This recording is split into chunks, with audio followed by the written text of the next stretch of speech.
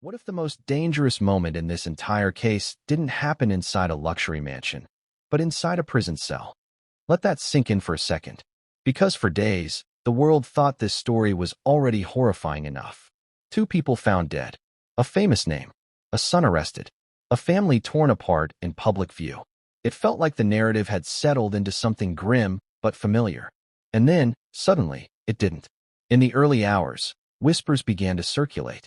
Not headlines yet. Not press conferences. Just fragments. A medical emergency. An inmate rushed. An unusual reaction. A word no one wanted to say out loud. Before we continue, please hit the like button, subscribe to the channel, and turn on the notification bell for updates. Poisoned. If that word even belongs anywhere near this case, everything changes. Ask yourself this. How does a man accused of a brutal crime become the center of another possible crime while under constant supervision? And why would federal authorities even need to be alerted at all? This isn't just another update. This is a rupture in the story itself. Because when the narrative flips from suspect in custody to possible victim behind bars, the questions don't just multiply. They explode. And tonight, we're starting at the very beginning, not to give answers, but to understand how we got here and why the truth may be far more fragile than anyone wants to admit. Before we go any further, one thing matters more than anything else. This story is filled with allegations, conflicting reports, and unresolved claims. Nothing has been fully adjudicated. Nothing has been conclusively proven. What we are examining is the collision between official statements, leaked information, and the human instinct to fill in the blanks when silence feels unbearable. Now let's rewind. Long before the prison, before the hospital alarms, before the word poison ever entered the conversation, there was a quiet Sunday in Brentwood. A $13.5 million estate. Gated. Private. The kind of place people associate with safety, not sudden violence. The kind of place where tragedies are supposed to stay fictional, on screens, not in living rooms. Inside that home lived Rob Reiner, 78, a name recognized by generations. A director, a producer, a cultural fixture. Alongside him, his wife Michelle, 70. By all outward appearances, a life that had already weathered fame, controversy, and decades in the public eye. And then, according to reports, both were found dead. Multiple sharp force injuries. Homicide listed as the manner of death. The date, Sunday, December 14th, ending days of speculation about when everything actually happened. Those words are clinical, cold, almost sterile. They don't capture what it means to walk into a space where two lives have ended violently. They don't capture the shock of realizing that a family home has become a crime scene. And they definitely don't capture what comes next when family members themselves become part of the story. Reports claim the bodies were discovered by the Reiner's daughter, Romy, 27. And almost immediately, another detail surfaced that made the situation even more volatile. She allegedly told police about a dangerous family member. Someone who, in her words, should be a suspect. Pause right there. How often do we hear that phrase, dangerous family member, spoken so quickly, so publicly? What does it take for someone to say that about their own blood? Fear? Certainty? Or something far more complicated? Within hours, the focus turned to Nick Reiner, 32, the son who lived in the guest house on the same property, arrested that very night. Charged with 2 counts of first-degree murder. From the outside, it looked almost too neat. Too fast. A suspect already on site. An arrest before the public could even process the loss. And that's where the story began to split. Some saw swift justice. Others saw unanswered questions. Because speed can mean efficiency, or it can mean pressure. Nick Reiner, at that moment, became a symbol before he became a defendant. Headlines didn't wait. Social media didn't hesitate. The narrative hardened almost instantly. Son accused of killing famous father and stepmother. But here's the uncomfortable truth most people don't like to sit with. An arrest is not a conclusion. It's the beginning of a process. A messy one. A human one. A process that relies on evidence, testimony, and time, none of which cooperate with outrage. And then there's the environment Nick was placed into. Custody. A place people assume is controlled, regulated, watched. A place where danger is supposed to come from chaos, not chemistry. So ask yourself this. How does someone under constant supervision allegedly end up suffering symptoms serious enough to trigger emergency medical intervention? That question alone should make you uneasy, because prisons are designed to limit variables. Meals are monitored, medications are logged, movements are tracked, and yet, according to emerging reports, something went very wrong. At first, the information was vague. An inmate taken ill, a medical response, no official cause disclosed. But behind the scenes, the language was different. Concerned, cautious, quietly urgent. And then came the detail that changed the tone entirely. Federal authorities were notified. The involvement of the Federal Bureau of Investigation is not routine in every custody-related incident. It doesn't happen because of minor illness. It doesn't happen because someone fainted. So why here? Why now? Was it the nature of the symptoms? The speed of onset? The possibility of external interference? No official statement has laid it all out in plain language. And that absence, the silence, is where speculation thrives. Some sources describe the incident as a possible poisoning. Others caution that nothing has been confirmed. That toxicology takes time. That early assumptions can mislead. And yet, the word refuses to go away. Poisoned. It lingers because it suggests intent. Planning. A second crime layered on top of the first. And that opens a door no one seems ready to walk through. If Nick Reiner were to become incapacitated, or worse, what happens to the case against him? What happens to testimony that has not yet been given? What happens to explanations that may never be heard? Who benefits from silence? That question isn't an accusation. It's a reality check. In true crime history, the sudden illness or death of a central figure doesn't bring closure. It creates vacuum, and vacuums pull in theories, mistrust, and doubt. For the Reiner family, this isn't just about loss anymore. It's about instability. About a story that won't stay in one place long enough to be understood. For the public, it's something else entirely. It's the discomfort of realizing how little we actually know, despite the confidence of headlines. And for investigators, if the allegations hold any weight at all, it represents a nightmare scenario. A high-profile suspect potentially harmed while under state supervision. That's not just a legal problem. That's an institutional one. Now consider this. 2 locations. 2 environments, 2 moments of alleged violence. One inside a private home, one inside a locked facility. What are the odds that both become scenes of unanswered questions? That parallel alone should make you pause. Because patterns don't have to prove anything to be unsettling. They only have to exist. And here's where the story tightens.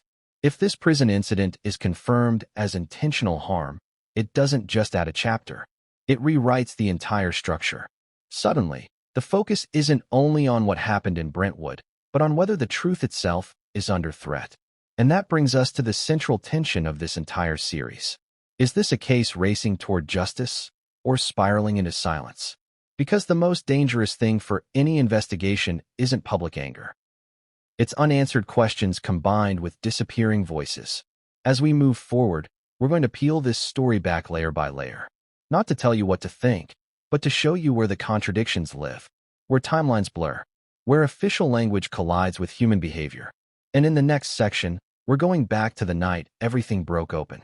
The house, the discovery, the moment the Reiner name stopped being a headline and became a crime scene. Because once you see how that night unfolded, you'll understand why what allegedly happened in prison may not be as disconnected as it seems. What really happens in the first minutes after a home stops being a home and becomes a crime scene, because that's the moment everyone skips past. The sirens, the tape, the headlines, those come later. What matters first is the silence. According to reports, the Brentwood estate was quiet that night. Not the kind of silence that feels peaceful, but the kind that feels wrong once you notice it. No raised voices.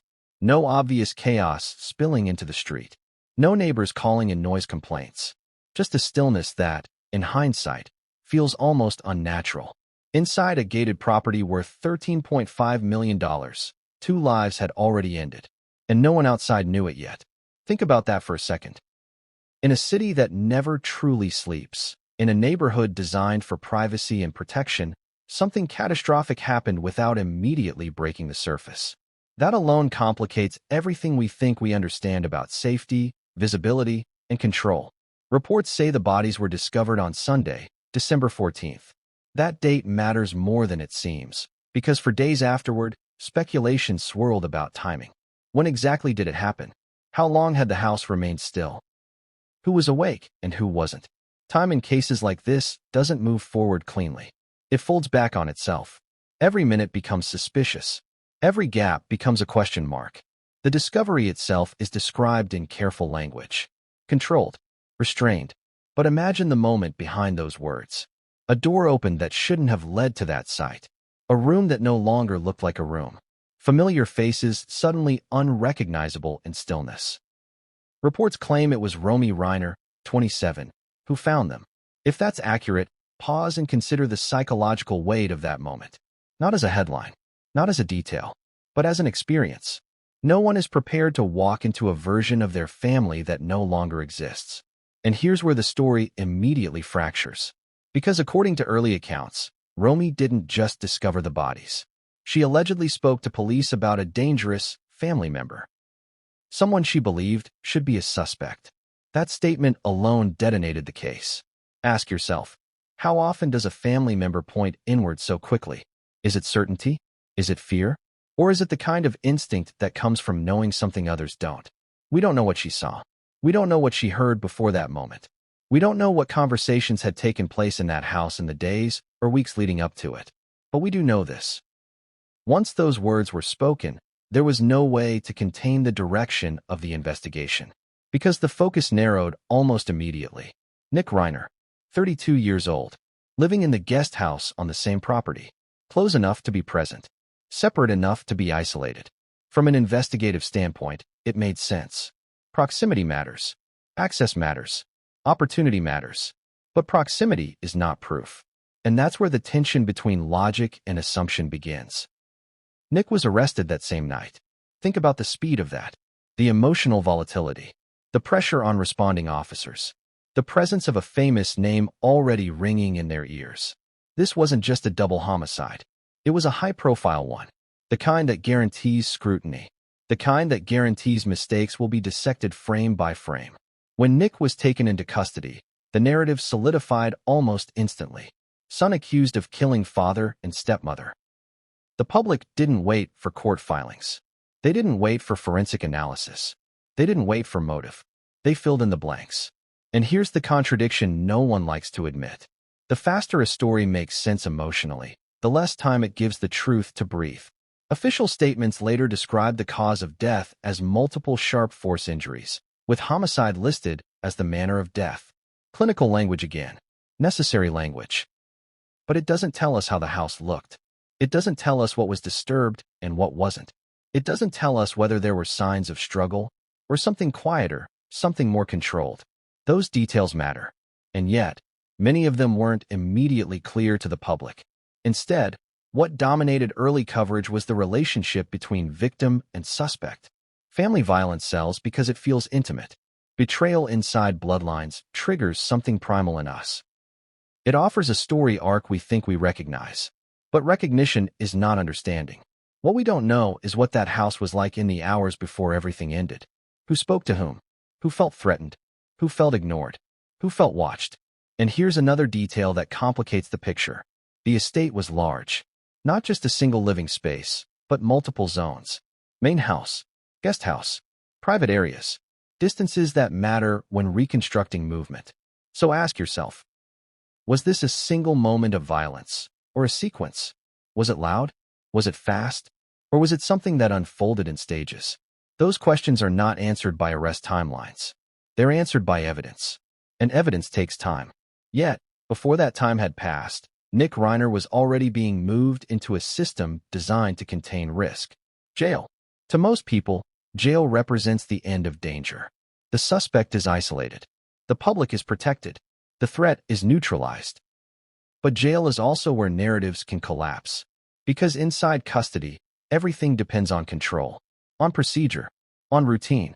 And when something breaks routine, it's noticed immediately. That's why what allegedly happened next feels so jarring.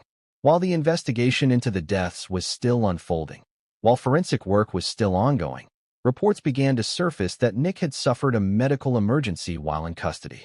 No dramatic announcement. No press conference. Just movement. Emergency response. Medical evaluation. Concerned silence. At first, it sounded like stress, or anxiety, or a reaction to the psychological shock of incarceration. That wouldn't be unusual, but then the language shifted. Sources began using words like unusual, concerning, under review, and eventually, the word no one wanted attached to this case appeared. Poisoned. Now stop. Don't jump to conclusions. Neither should anyone else. Poisoning is not a diagnosis. It's a possibility. An allegation. A hypothesis raised when symptoms don't align with expectations. But the fact that it was even considered tells us something important. It tells us that whatever happened did not fit neatly into standard explanations. And that's where federal involvement enters the picture. The FBI is not notified because of everyday medical incidents in custody. They're not brought in lightly. Their presence suggests that something about the situation raised red flags beyond the local level. Chain of custody. Security protocols. Potential interference. If you're asking yourself why this matters so much, here's the answer. Because if a suspect in a high-profile homicide case is harmed while under state supervision, the integrity of the entire process is called into question. It raises legal concerns, ethical concerns, and yes, conspiratorial concerns, even if no conspiracy exists. Public trust erodes quickly in the absence of clarity. And clarity is exactly what this case seems to lack. Now zoom out for a moment. 2 deaths inside a private home. 1 alleged medical emergency inside a jail. 2 environments designed for safety. 2 moments of failure. Is that coincidence? Or context? We're not here to claim answers. We're here to recognize patterns. And patterns don't accuse, they provoke. Because here's the uncomfortable possibility no one wants to say out loud. What if the most important testimony in this case hasn't been given yet? What if there are explanations, contradictions, or details that exist only in one person's memory? And what happens if that memory is compromised? That's why the prison incident matters. Not because it proves anything, but because it threatens everything. As this case moves forward, every delay, every redaction, every carefully worded statement will be interpreted through this lens. Was something missed at the house? Was something allowed in custody?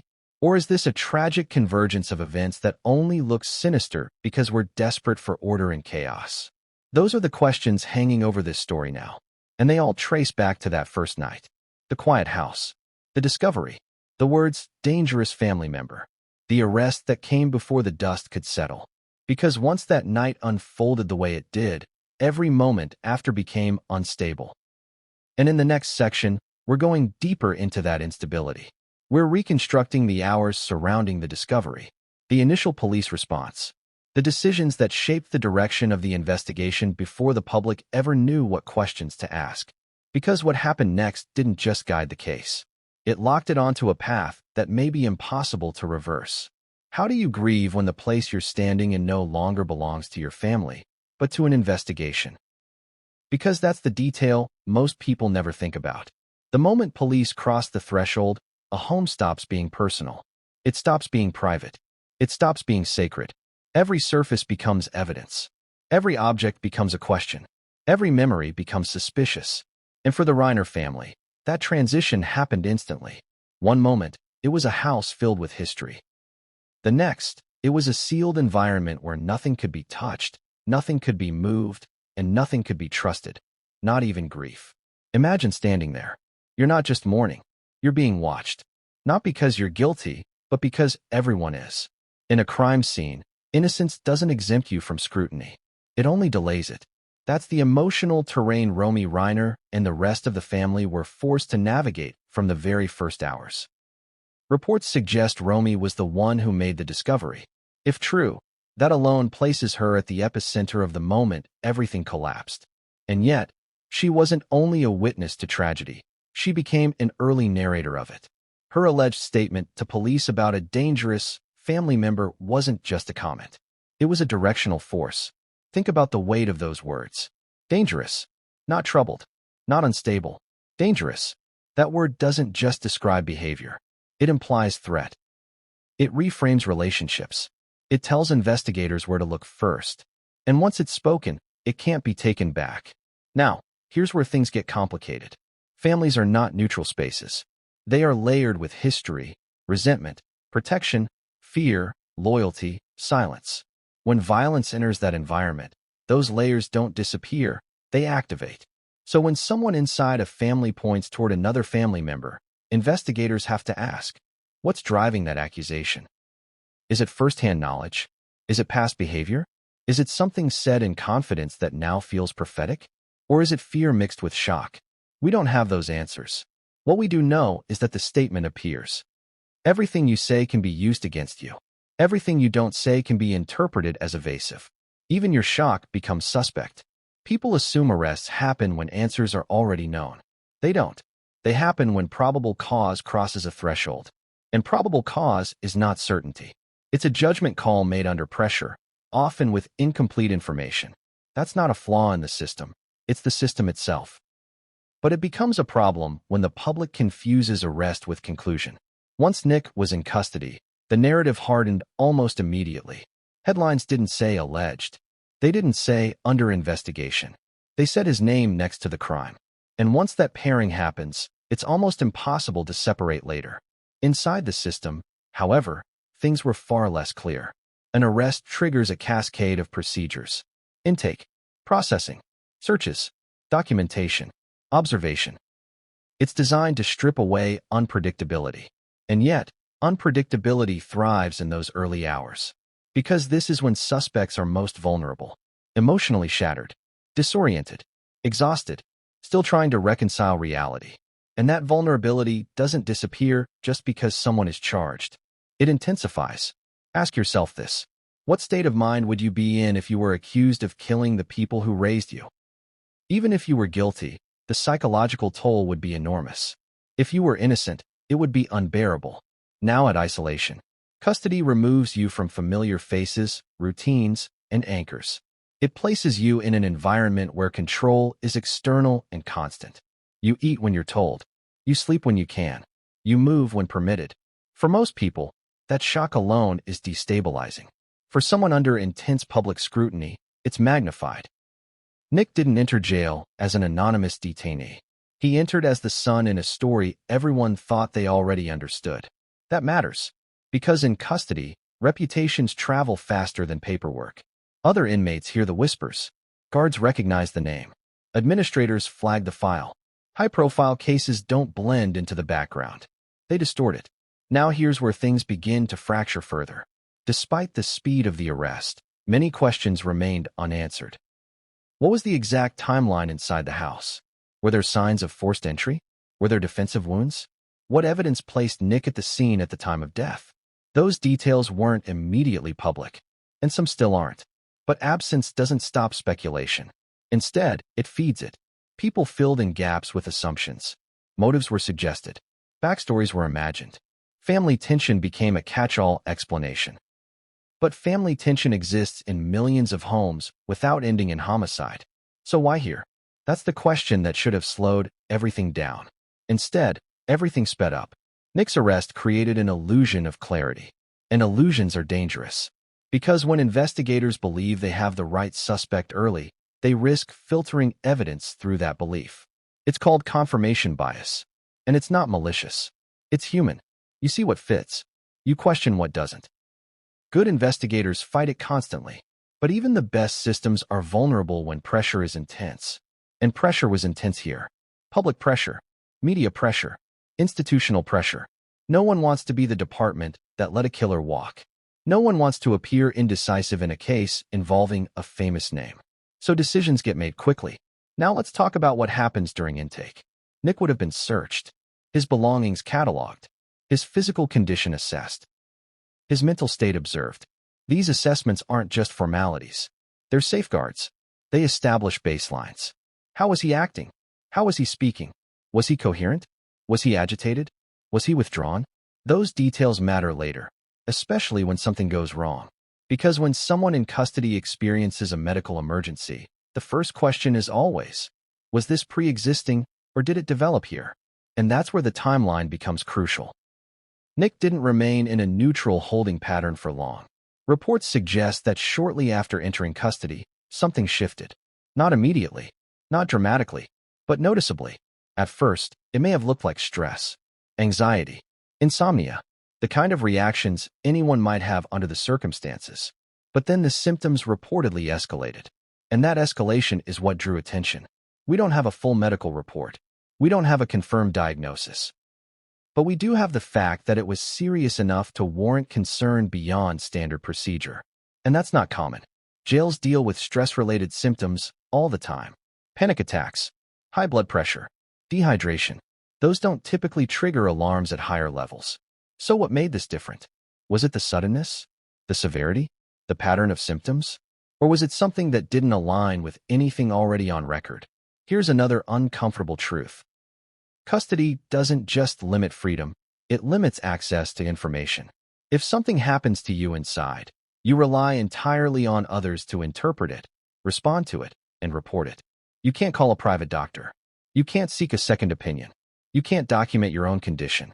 Your body becomes part of the system. And when the system notices something unusual, it reacts cautiously, but quietly. That's why the early reports were so vague. No details, no explanations. Just acknowledgement that something had occurred. And then came the word that shattered the illusion of routine. Poison. Let's be very clear. Poisoning is not a casual suggestion. It's not something officials float lightly. It implies exposure to a substance that doesn't belong in the body. It implies ingestion, injection, or contact. And inside custody, every one of those possibilities is alarming because it raises questions about access. What did Nick eat? What did he drink? What medications was he given? Who handled them? Who prepared them? Who else had access? Those questions don't stay confined to one person. They ripple outward. They touch staff, vendors, protocols, oversight. And that's when federal involvement becomes relevant. Because when a custody incident suggests possible external interference or systemic failure, it exceeds local scope. It becomes a matter of institutional accountability. That's why the FBI's presence matters. Not as proof of wrongdoing, but as an acknowledgement of risk. Risk to the case. Risk to credibility. Risk to public trust. Now step back and consider the optics. A man accused of killing his parents falls ill under state supervision before he can tell his side of the story in court. Even if nothing malicious occurred, the perception alone is devastating. Defense attorneys will raise questions. Prosecutors will face scrutiny. The public will doubt. And families, already fractured, will splinter further. This is where the arrest begins to look less like resolution and more like a catalyst. Because instead of closing the story, it opened another one. A darker one. One that suggests that the truth might not survive long enough to be heard. And that's where motives become murky. If Nick is guilty, his illness complicates justice. If he's innocent, it threatens it. Either way, the system loses clarity. And clarity is everything in cases like this. Here's a question you should be asking yourself. If this arrest had been delayed, if investigators had taken more time before moving forward, would the story look different right now? Would Nick have been in a different environment? Would the alleged prison incident have occurred at all? We can't answer that. But the question itself exposes how fragile the sequence of events really is. Because timing isn't just about clocks. It's about consequences. The arrest set off a chain reaction that nobody seems able to slow. And now, with Nick's condition uncertain and federal authorities involved, the focus has shifted again. Away from the house. Away from the weapons. Away from the original crime scene. And toward the system that was supposed to contain everything safely. In the next section, we're going inside that system. Inside the walls. Inside the routines. Inside the environment where Nick was placed after his arrest. And where control may not have been as absolute as everyone assumes. Because once you understand how custody actually works, you'll understand why what allegedly happened next wasn't just shocking. It was structurally possible. What really happens after the cell door closes, when the cameras stop following? Because this is the part of the story most people misunderstand. Custody isn't a pause. It's a transformation. The moment Nick Reiner crossed from the outside world into jail, the rules changed. Not just legally, but psychologically. Identity collapses fast in places like that. You stop being a name. You become a number, a file, a classification. And classifications matter. They determine where you sleep, who you're housed with, how often you're checked, what risks the system believes you pose or face. Nick didn't arrive as a low-profile detainee. He arrived carrying a narrative heavier than his own body. a double homicide, a famous father, a media storm already circling overhead. That alone reshaped his experience from the first minute. Inside custody, the intake process is supposed to be standardized. Same questions, same checks, same procedures. It exists to reduce unpredictability, to keep people alive, to keep the institution insulated from liability. But standardized doesn't mean neutral, because intake is also where judgment begins. Officers observe everything: how you walk, how you speak, how you respond to authority, whether your eyes meet theirs, whether your hands shake. Those observations don't stay in a vacuum. They follow you. Nick would have been screened physically. Vital signs, obvious injuries, signs of intoxication or withdrawal. These are not formalities. They establish a baseline. And that baseline becomes critical later, especially if something goes wrong. Then comes classification, risk level, mental health indicators, medical needs, public profile. That last one matters more than most people realize. High-profile inmates are not invisible. They attract attention, curiosity, sometimes hostility, sometimes protection. They distort the social ecosystem.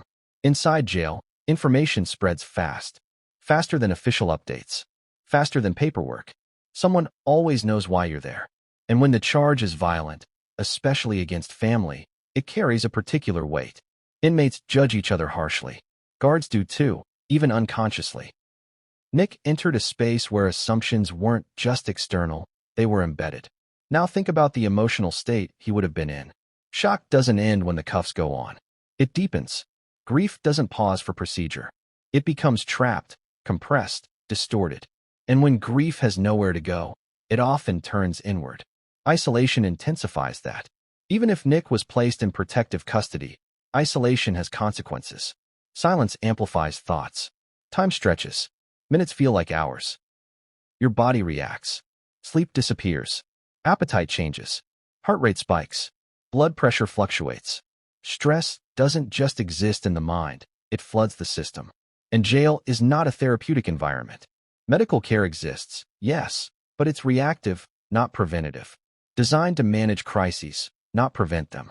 So when reports later describe a medical emergency, it's important to understand the context. This wasn't a spa. This wasn't a hospital. This was an institution built for containment. Now let's talk about routine. Jail thrives on routine because routine creates control. Meals at fixed times. Lights on. Lights off. Count checks. Medication rounds. Every deviation is logged. And that's why deviations stand out. When someone suddenly becomes ill, the first question isn't what happened. It's what changed. Did they eat something different? Did they receive medication? Did they interact with someone new? Did their behavior shift? These questions don't just come from concern, they come from protocol. Because illness inside custody isn't just a health issue. It's a liability issue. If an inmate gets sick, the institution has to prove it responded appropriately. And if the illness is severe, the scrutiny escalates fast. Now consider the rumors that began circulating.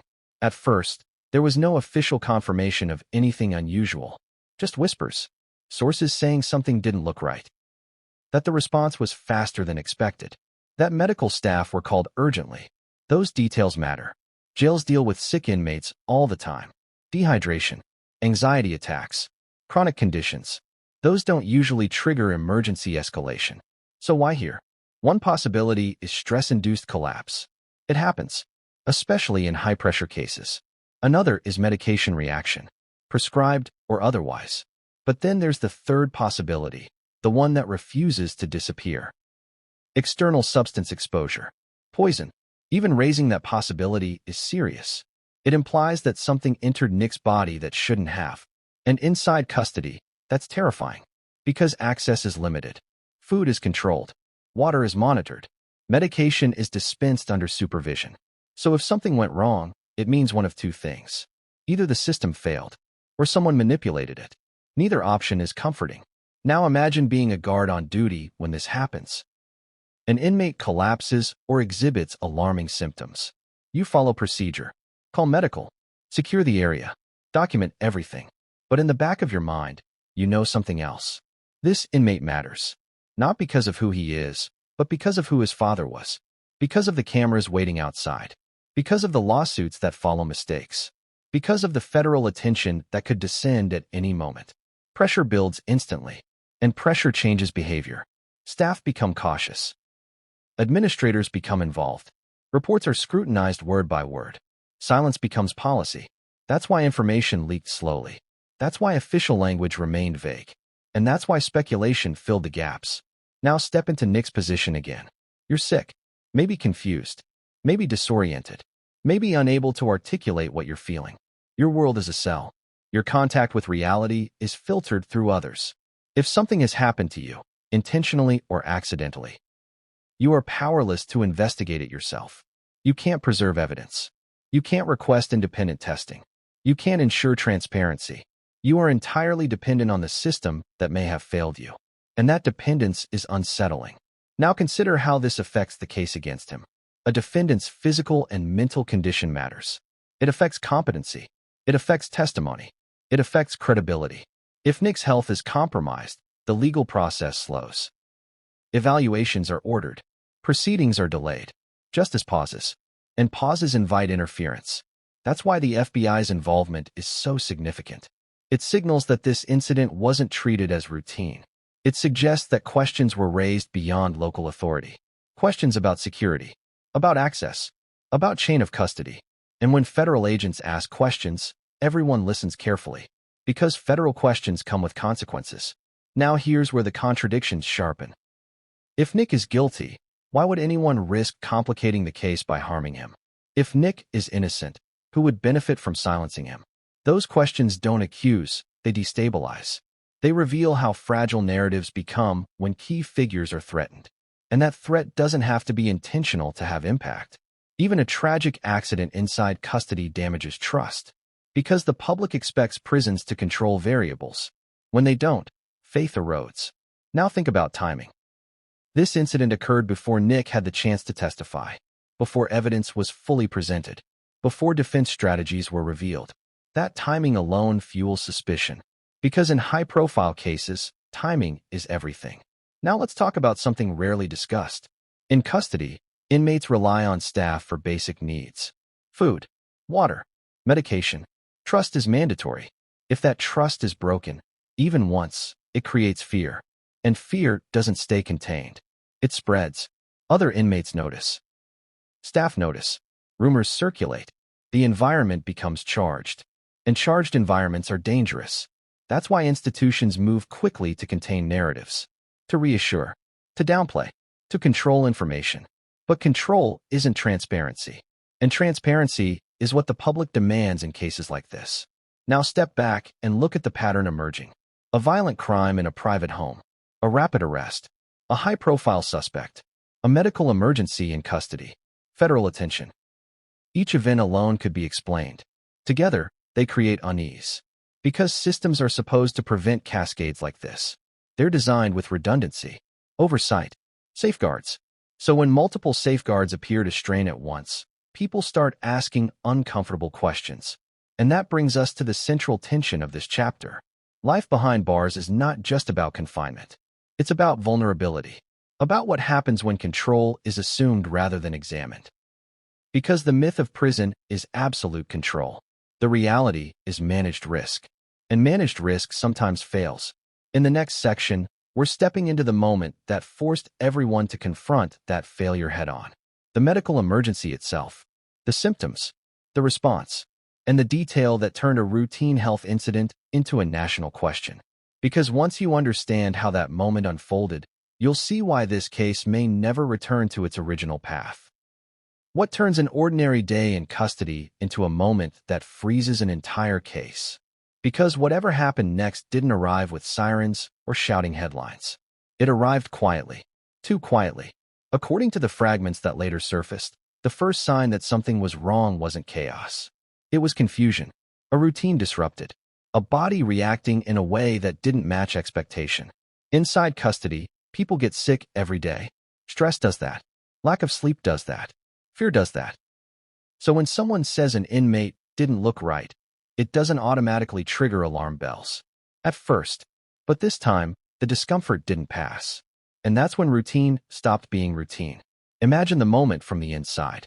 You're an officer or staff member moving through a schedule that rarely changes. Same corridors, same counts, same faces. And then you notice something off. Not dramatic, just wrong. An inmate slower than usual, disoriented, struggling to focus. Maybe unable to respond clearly to questions that should be simple. Inside custody, those moments are assessed quickly. Is this anxiety? Is this a panic response? Is this a pre-existing condition acting up? Those are the usual explanations. But then the symptoms escalated.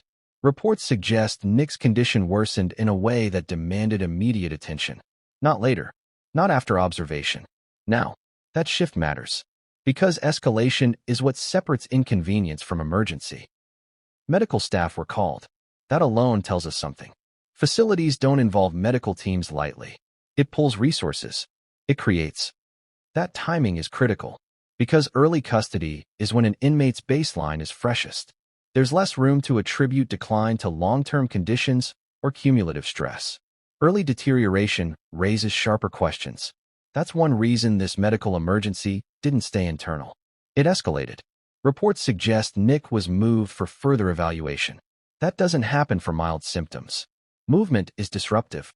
It requires coordination, documentation, authorization, and it signals seriousness. At that point, the narrative inside the facility shifts. This is no longer just an inmate with a problem. This is a situation. One that could trigger review. One that could trigger investigation. And that's when the language begins to change. Internally first, then externally. At first, there's caution. No one wants to speculate. No one wants to attach labels prematurely. But when symptoms resist explanation, speculation becomes unavoidable. And that's where the most loaded word in this entire chapter enters the conversation. Poison, not as a declaration, as a possibility, as a question, as a concern. Let's be clear about something. Professionals do not casually suggest poisoning. It's not the first explanation. It's not the second. It's the explanation that appears when others fall away. When reactions don't match anxiety. When patterns don't match known conditions. When timelines don't make sense. Poisoning implies exposure. And exposure implies access. Inside custody, access is everything. So once that possibility is raised, even quietly, the focus shifts from the patient to the environment. What did he ingest? When? How? Was it food? Was it water? Was it medication? Who prepared it? Who handled it? Who documented it? Those questions don't stop with one person. They ripple through the system. And ripples attract attention. Now imagine the administrators receiving that information. A high-profile inmate. A serious medical incident. Unusual symptoms. A possible exposure scenario. This is where institutional survival instincts kick in. Not because anyone assumes wrongdoing, but because the cost of being wrong is enormous. If something happened on their watch, the consequences are severe. Legal, political, reputational. So caution becomes extreme. Information is restricted. Statements are measured. Details are contained. That's why the public heard almost nothing at first. And silence breeds imagination. As whispers leaked, the story took on momentum of its own. Some sources suggested poisoning outright. Others cautioned against jumping to conclusions. The truth is likely buried somewhere in between. But the mere suggestion changed everything. Because now, the narrative wasn't just about what Nick might have done. It was about what might have been done to him. And that flips power dynamics instantly.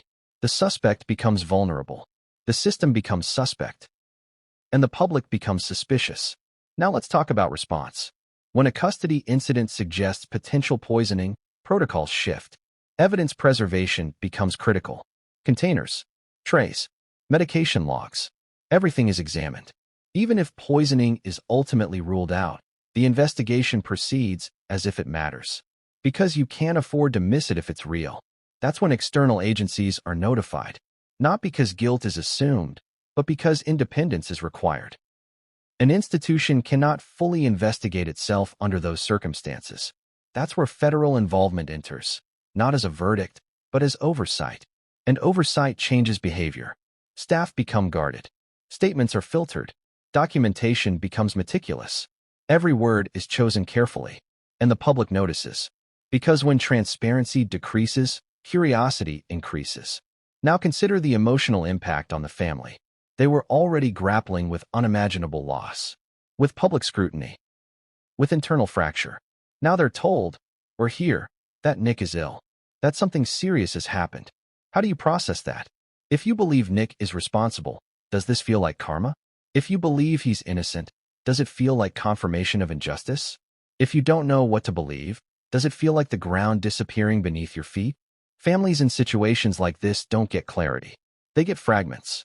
And fragments are dangerous because they force people to fill in blanks with fear. Now zoom out. This medical emergency didn't happen in isolation. It happened against the backdrop of a case already filled with unanswered questions.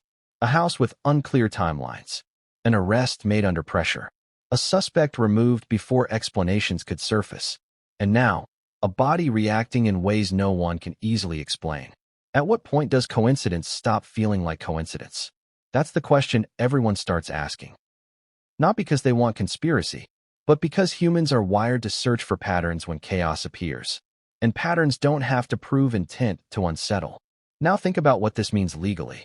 If Nick's condition affects his ability to participate in his defense, the case slows. Evaluations are ordered. Proceedings pause. Evidence sits. Memories fade.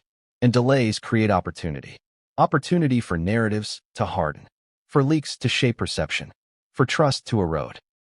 This is why the medical emergency matters more than it seems. It's not just about health. It's about momentum. Because cases like this depend on controlled progression. And this moment disrupted that control. Now here's something few people consider. Even if poisoning is ruled out, the damage is already done. The idea has entered public consciousness. And once an idea like that takes hold, it can't be erased. Every future development will be viewed through that lens. Every delay will be suspicious. Every silence will feel deliberate. That's the cost of uncertainty. And it's a cost that keeps accumulating. Which brings us to the next turning point. Because after the medical emergency, something else happened. Something that signaled this wasn't going to stay a local matter.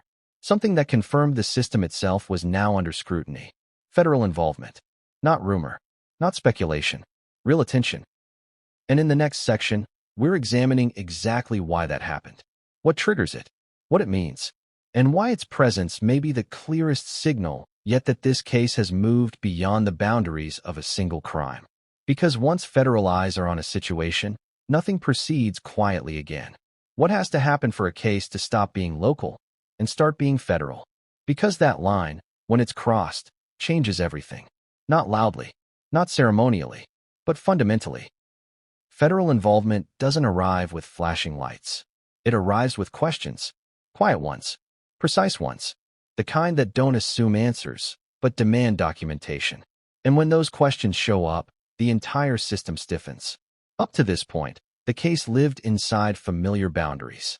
Local investigators, county custody, standard procedures, predictable lanes of authority. But the medical emergency shattered that containment. Because when a person in custody experiences a serious, unexplained health crisis, especially one that raises the possibility of external exposure, the issue is no longer just medical. It's institutional. And institutions don't investigate themselves when credibility is on the line. That's when the federal layer appears. Now let's clear up a common misunderstanding. The FBI does not step in only when a crime is proven. It steps in when a risk is identified. A risk to civil rights. A risk to due process. A risk to public trust. A risk to the integrity of an investigation. And in this case, multiple risks converged at once. First, the profile. A high-profile defendant. National attention. Enormous media pressure. Second, the environment. A closed system. Limited access. Heavy reliance on protocols. Third, the event. A sudden medical emergency that did not align with expectations and could not be immediately explained. Those three factors together form a trigger. Because when something goes wrong under those conditions, the question isn't just what happened. It's who is responsible if it did. And responsibility doesn't stop at one person. It extends outward, to supervisors, to policies, to systems. That's why federal agencies exist. To look at the system, not just the symptom. Now imagine the internal moment when that call is made. Administrators confer. Legal counsel is looped in. Risk assessments are performed. Someone asks the question no one wants to ask. What if this becomes a second investigation? Because that's the nightmare scenario. A double homicide already under scrutiny, followed by a possible rights violation or institutional failure inside custody. Two narratives colliding. Two investigations overlapping. Two truths potentially competing. From that moment on, every action is documented with heightened care. Every statement is reviewed. Every procedure is checked against policy. Because now, the margin for error is zero. Federal involvement also changes the emotional temperature. Staff become cautious. Not defensive, cautious. Because they know the rules are different now. Federal questions don't ask how you felt. They ask what you did, when, why, and whether it aligned with protocol. Now consider what the FBI would be interested in here. Not guilt. Process. They would want to know, what was the inmate's condition upon intake? What medications, if any, were administered? Who prepared meals? Who handled them? What documentation exists? What cameras cover the relevant areas? Were there gaps? Were protocols followed? Were there deviations? And if so, why? These questions aren't accusatory. They're structural. They aim to determine whether the system functioned as designed. Because if it didn't, someone has to answer for that. Now here's where things become uncomfortable. Institutions are built on the assumption that protocols prevent harm. But protocols only work if they're followed consistently. And consistency is fragile under pressure. High-profile cases introduce pressure at every level. Staff know they're being watched. Administrators know reputations are at stake. Everyone knows mistakes will be amplified. And paradoxically, that pressure can create mistakes. Now think about access again. Inside custody, access is restricted, but not eliminated. Food is prepared by someone. Water flows through systems. Medication passes through hands. Every step introduces opportunity. Opportunity doesn't equal intent, but it equals possibility. And possibility is what investigators examine. That's why the mere suggestion of poisoning, whether ultimately confirmed or not, was enough to trigger federal attention. Because poisoning is not a failure of restraint. It's a failure of control. And control is the core promise of custody. Now let's address another layer. Civil rights. When someone is in custody, the state assumes responsibility for their safety and well-being. That's not a moral claim. It's a legal one. If harm occurs, the question becomes whether that responsibility was upheld. Even if the person is accused of horrific crimes. Even if public sympathy is low. Rights don't disappear with handcuffs. And that principle matters deeply at the federal level. Because cases that erode that principle don't just affect one defendant. They affect the legitimacy of the system as a whole. That's why the FBI's involvement doesn't imply belief in Nick's innocence or guilt. It implies concern for the process. Now consider the timing again. This happened before trial, before testimony, before evidence was fully aired. That timing magnifies everything. If something compromises the defendant's ability to participate in their defense, the legal consequences are enormous. Cases get delayed. Evidence gets challenged. Outcomes get overturned. And in high-profile cases, that ripple extends far beyond the courtroom. So federal oversight becomes preventative as much as investigative. It's about stabilizing the situation before it spirals. Now imagine the effect this has on the original homicide investigation. Suddenly, resources are divided. Attention is split. Investigators must coordinate across agencies. Information flows slow down. Silos form. That's not dysfunction, it's reality. But it changes the pace. And pace matters. Because while systems adjust, narratives continue. Media speculation doesn't pause for interagency coordination. Public opinion doesn't wait for findings. And families don't get relief. They get more questions. Now think about the psychological impact on Nick himself. Knowing that federal authorities are now involved, not in the case against him, but in what happened to him. That realization alone changes how someone perceives their situation. Fear shifts. Trust erodes. Silence becomes strategy. And silence, again, has consequences. Because investigators rely on cooperation. Defense relies on clarity. And when clarity disappears, everyone operates in shadow. Now let's talk about what federal involvement does not do. It does not resolve uncertainty quickly. It does not produce immediate answers. It does not offer public reassurance. In fact, it often increases silence. Because federal investigations are methodical. They take time. They move quietly. They prioritize accuracy over speed. And in a case already strained by delays and speculation, that quiet can feel ominous. People mistake silence for secrecy. Sometimes it is. Often it's just caution. But perception doesn't care about nuance. Perception cares about momentum. And momentum, at this point, has been disrupted. Now step back and look at the broader picture. A violent crime in a private home, a rapid arrest, a vulnerable defendant, a medical emergency in custody, federal oversight. These elements together create a narrative that no longer fits into a single box. It's not just a murder case. It's not just a custody issue. It's a collision between justice, safety, and trust. And collisions leave debris, questions that don't settle, stories that don't align. People who don't know what to believe anymore. Now here's the critical tension going forward. Federal involvement introduces accountability, but it also introduces delay. And delays are dangerous in high-profile cases. They allow misinformation to spread. They allow speculation to harden. They allow positions to polarize. By the time findings emerge, minds may already be made up. That's the paradox. The very process designed to protect truth can feel like it's hiding it. And that perception fuels distrust. Now ask yourself this. If federal investigators conclude that the medical emergency was natural or accidental, will that satisfy the public? Or will the mere fact that they had to look be enough to seed doubt permanently? And if they find fault, systemic or individual, how does that reshape the original case? Does it weaken it? Does it overshadow it? Does it redefine it entirely? Those questions don't have answers yet. But they frame everything that comes next. Because once the federal layer is added, the story no longer belongs to one agency, one courtroom, or one narrative. It becomes contested terrain. And contested terrain is unstable. Which brings us to the next turning point. Because as federal scrutiny begins, attention turns inward to the evidence itself. To what can be proven, to what can't, to what might already be compromised. In the next section, we're examining the evidence problem. The chain of custody, the gaps, the uncertainties that grow louder when oversight intensifies. Because once you start asking how secure the system really was, you have to ask whether the evidence itself is as solid as everyone hopes. And that question threatens to unravel more than anyone is prepared for. What's more frightening, a deliberate act, or a system that failed without anyone noticing? Because at this stage of the story, that's the fork in the road.